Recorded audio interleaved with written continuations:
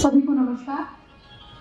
Focus India की director कविता नारुका जी द्वारा आयोजित किया जा रहा महिलाओं के लिए विशेष मौका, राजनीति में महिलाओं की भूमिका व भागीदारी कार्यक्रम में मंच पर विराजमान माननीय सांसद महोदय जशपाल मीना जी, माननीय बड़ी दीदी व राज्यसभा मेंबर रही प्रभा दीदी तथा अजमेर से माननीय विधायक महोदय अनीता बदेल जी, सम्मानित मंच, सामने विराजमान आने वाले हमारे देश की नेताएं।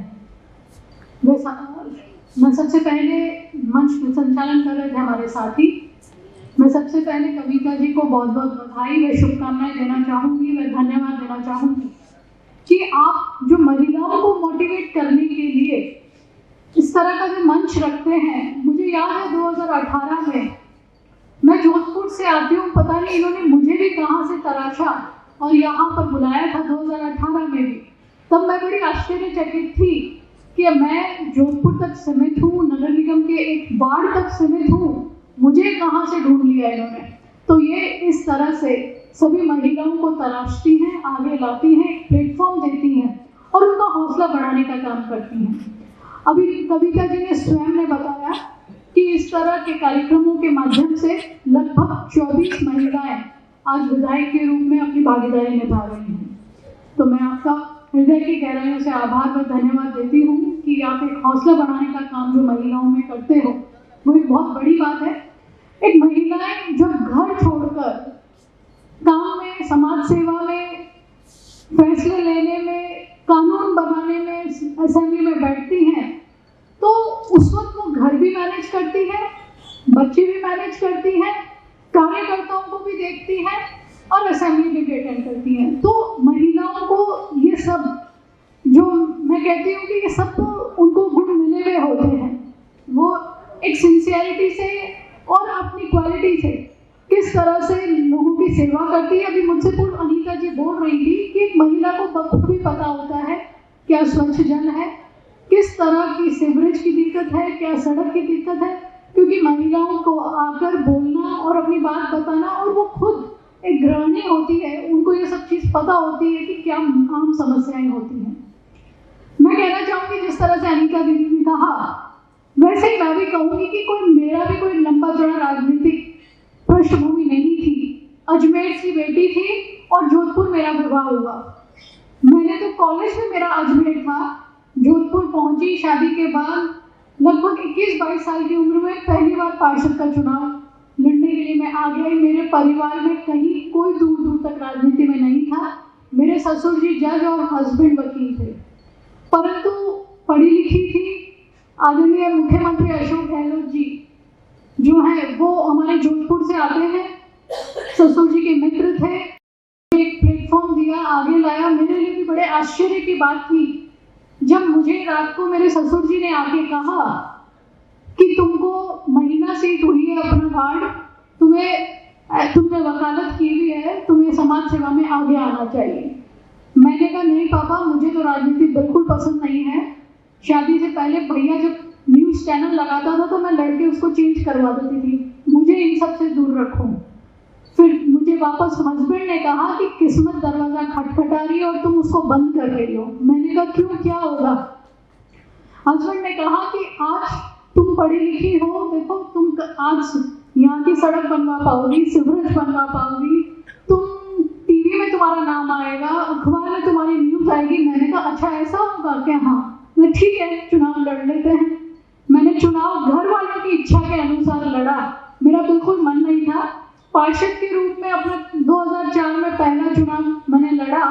2 से 3 साल जब मुझे वहाँ के क्षेत्रवासी शिकायत लेके आते थे कि लाइट खराब हो गई, सड़क टूटी हुई है, सीवरेज का, तो मुझे बड़ा गुस्सा आता था, ना मुझ में पेशेंस होता था।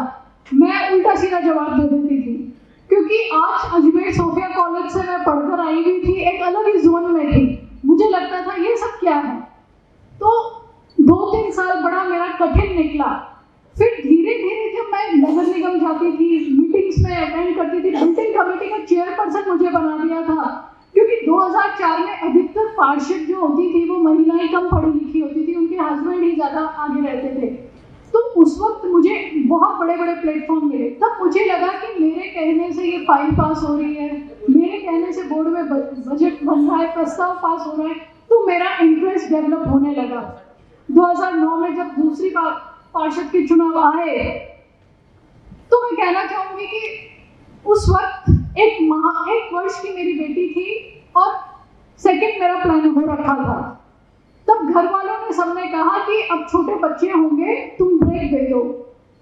मैंने कहा ठीक है। मुख्यमंत्री जी ने कहा कि क्या करना है, मैंने कहा सर मैं दोबारा चुनाव लड़ना चाहती हूँ। फिर मेरा खुद का इंटरेस्ट शामिल हो गया, मैंने सेकंड टाइम पार्षद का चुनाव लड़ा और उसके बाद लगातार राजनीति में 20 सालों से अपनी सेवा दे रही हूँ। तो मैं कहना चाहूँगी सभी महिला बहनों को कि अगर हम ठान लें, हम सोच लें, तो कुछ भी नामुमकिन नहीं है। मैंने अपने छोटे छोटे बच्चों को भी रखा, राजनीति भी की, घर भी देखा और जोधपुर की एक पार्षद के काम से आज राजस्थान बाल आयोग अध्यक्ष के रूप में अपना कार्यभार संभाल रही हूँ।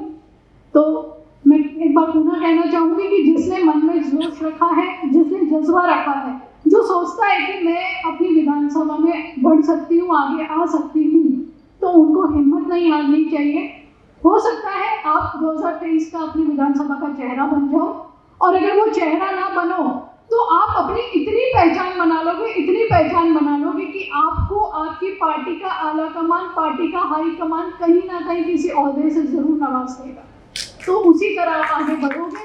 तो मैं यही कहना चाहूँगी कि आप दो चीज़ें साथ में रखना, मेहनत, ईमानदारी से लगन और इच्छा शक्ति, ये सब चीज़ों में कमी मत रखना। मैं कहूँगी कि बिल्कुल आप आगे बढ़ेंगे, क्योंकि आने वाला समय महिलाओं का है। चाहे कोई भी पार्टी हो, वो सभी पार्टी प्राथमिकता आजकल महिलाओं को देने लगे हैं कि यदि कोई महिला दमदार दावेदार होगी और दूसरे पुरुष होगा, तो पुरुष की जगह वो महिलाओं को चुनना ज़्यादा पसंद करते हैं। तो मेरा आप सभी लोगों के मैं उज्जवल भविष्य की कामना करती हूँ और ऐसी आशा में उम्मीद करते हैं कि 2018 में जो कविता जी ने करा था प्लेटफॉर्म, तो कई सारी महिलाएं विधायक बनी, कई सांसद बनी, कई मेरे जैसे बाल आयोग अध्यक्ष बन गए। तो उसी तरह से आप सब यहाँ पे जो चेहरे आए हैं, तो कुछ ना कुछ शुभकामनाएं हैं कि आने वाले समय में आप भी कोई अच्छे अहदे के साथ आगे आए। इन्हीं शब्दों के साथ धन्यवाद। जय हिंद, जय भारत।